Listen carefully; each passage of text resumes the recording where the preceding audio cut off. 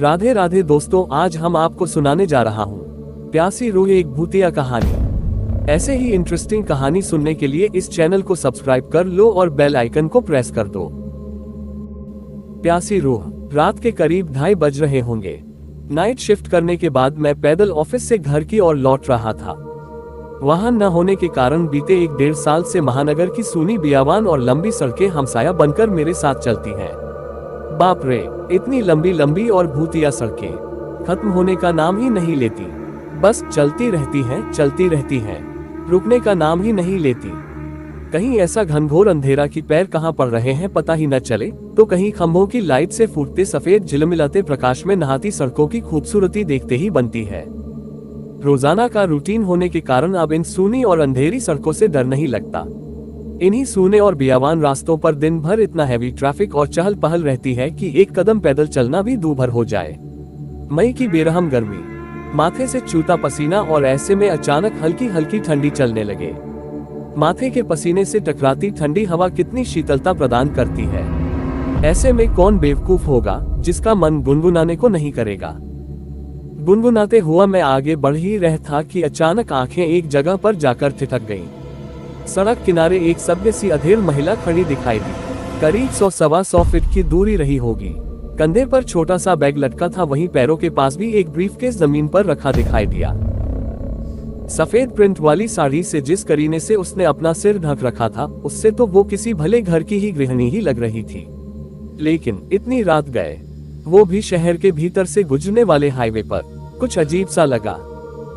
हो सकता है मायके या ससुराल वालों ने बस में बिठा दिया हो और किसी कारण बस लेट होने पर महिला को देर रात यहाँ उतरना पड़ा हो। शायद उसका घर यही कहीं आसपास ही होगा, या फिर शायद सवारी ऑटो या रिक्शे का इंतजार कर रही हो। लेकिन इतनी रात गए रिक्शा कहाँ मिलेगा। शायद घर का कोई परिजन गाड़ी लेकर आ रहा होगा। शायद सोचते हुए मैं उसके बहुत करीब आ गया। नजरों से नजरें टकराए, मगर वो जरा भी नहीं झेंपी। मेरी आंखों में बराबर देखती रही। भय का नामो निशान तक नहीं, वरना इतनी अंधेरी और सूनी रात में एक अकेली महिला।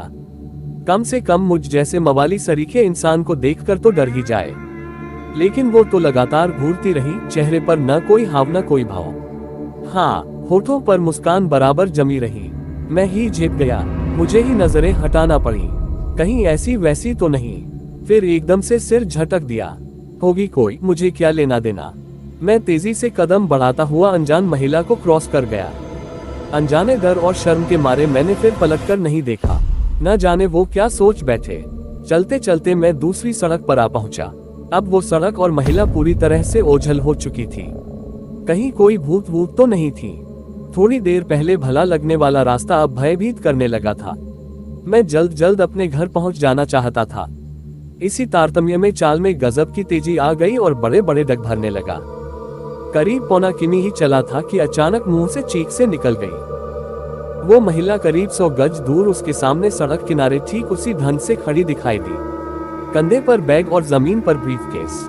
ये कब यहाँ आ गई? एक ही रास्ता तो है।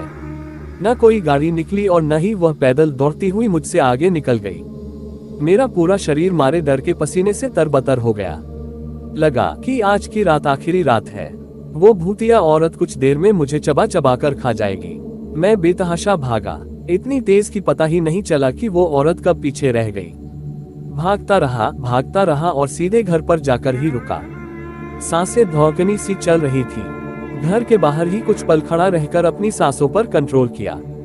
अगले दिन शाम करीब 5 बजे ऑफिस पहुंच गया। एक बुजुर्ग कर्मचारी को रात का सारा घटनाक्रम सुना डाला। हंसते हुए बोले, नूर चचा, अरे कहीं बूचेखाने के पास की बात नहीं कर रहा? बूचेखाना? मैं बुदबुदाया। हाँ, बूचेखाना, स्लाटर हाउस, जहाँ जानवर कटते हैं। बेटा, वो सड़क बहुत खतरनाक है। बहुत हादसे होते हैं वहाँ। तेज रफ्तार बड़ी गाड़ियों ने बहुत सारे लोगों को कुचला है।